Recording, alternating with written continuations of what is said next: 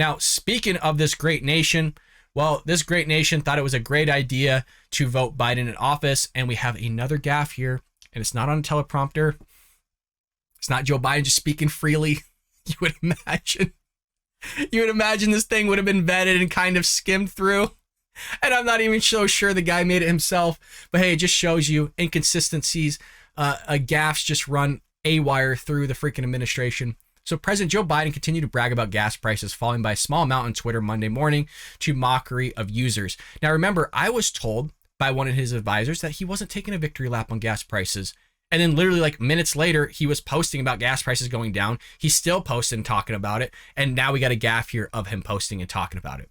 Quote, for American families looking for a little more breathing room, these savings matter, Biden's presidential account tweeted.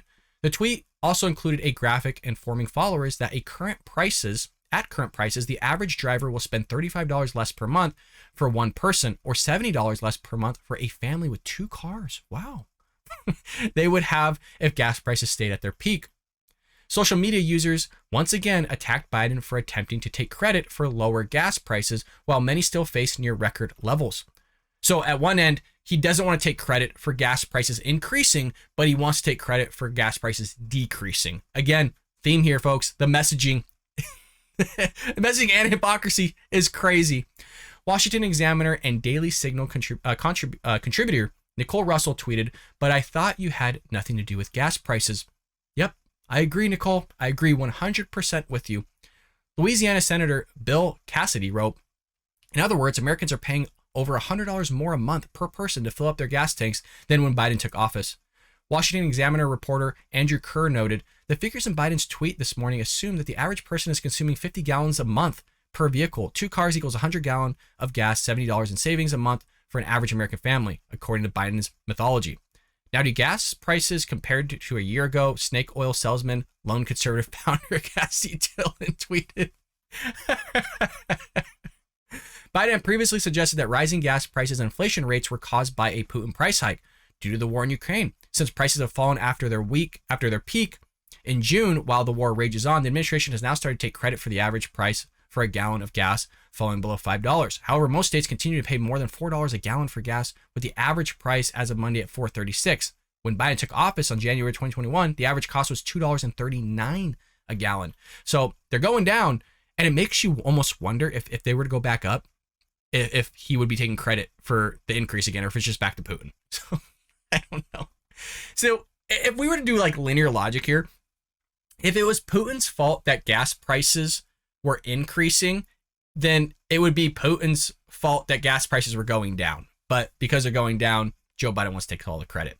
Well, what's the gaffe in all this? Yeah, there's some weird trickery of the numbers and stuff like that we highlighted, but many users also called out that the blatant typo in the graphic using a person instead of a person in an official government tweet. Look, I'm all about people making mistakes. I get it. You misspeak or have misspoken.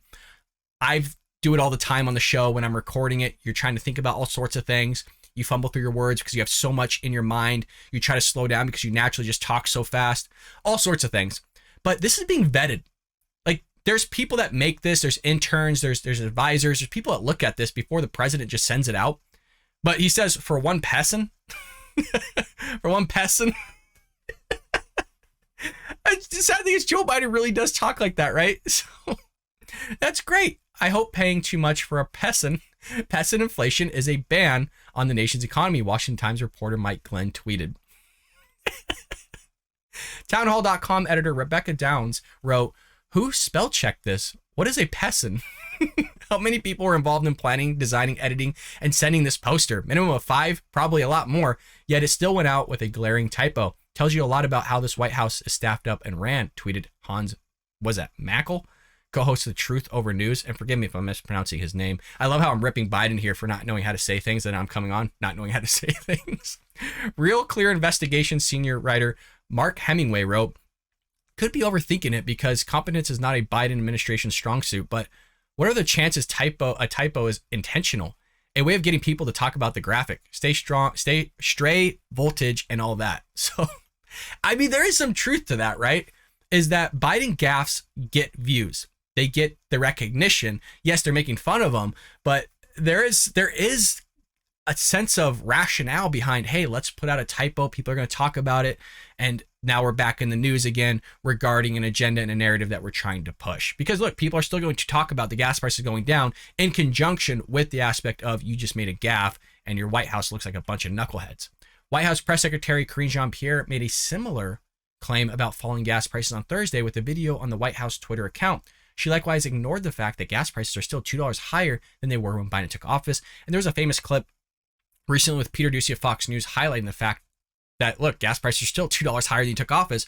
But when she talks about, well, let's go back and kind of revisit how this all started, she talks right when Putin invaded Ukraine. She doesn't talk about before when Biden took office. You know, again, they're the problem. They're the reason why we have inflation. They're the reason why we have an increase at the pump because of their Democrat-ran policies and the Democrat-ran government, from the judicial to the legislature to the executive. I hope you enjoyed that clip from the Bald Brad Show. If you did, make sure to hit that subscribe button so you can stay up to date on all our future content.